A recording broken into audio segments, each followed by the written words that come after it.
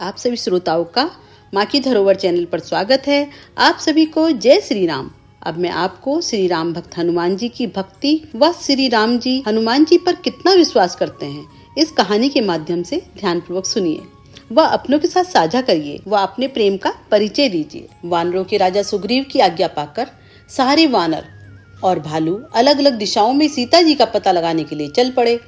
सुग्रीव ने अंगद, नल, नील, जामवंत और हनुमान जी को दक्षिण दिशा में जाकर सीता जी की खोज करने के लिए कहा। प्रस्थान करती हुई इस टोली के सबसे अंत में हनुमान जी ने आकर भगवान के चरणों पर अपना मस्तक रखकर जाने की आज्ञा मांगी। भगवान ने प्रेम से गदगद होकर उनको उठाकर अपने हृदय से लगा लिया। उन्होंने हनुमान जी के मस्तक पर अपना हाथ रखते हुए कहा, महावीर पवन पुत्र हनुमान, तुम्हारे बल पराक्रम, शील, गुण, सदाचार और संयम की तुलना कर सकने वाला कोई नहीं है। तुम्हारा वेग अपने पिता पवन के ही समान है। तुम सभी प्रकार से सीता का पता लगाने में समर्थ हो। मुझे विश्वास है कि तुम अति शीघ्र ही उनका समाचार लेकर यहाँ लौटोगे। तुम मेरी एक बात ध्यान से सुनो। सीता ने तुम्हें कभी देखा नहीं है। तुम मेरे ही सेवक और दूत हो।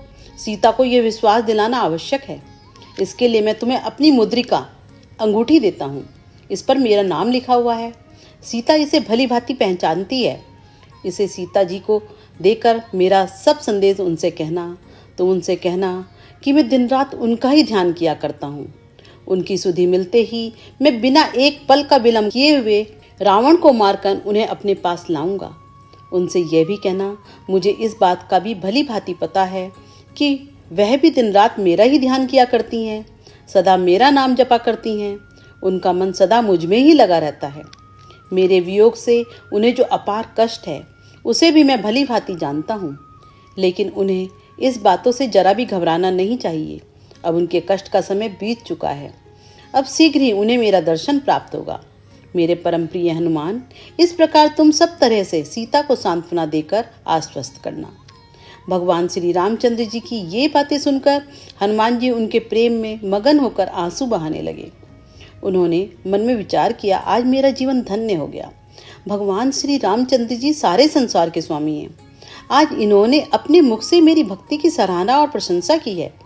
मुझसे अधिक भाग्यशाली और कौन हो सकता है। मन में इस प्रकार का विचार करते हुए उन्होंने प्रभु श्री रामचंद्र जी द्वारा दी गई यह मुद्रिका लेकर अपने मस्तक से लगा लिया।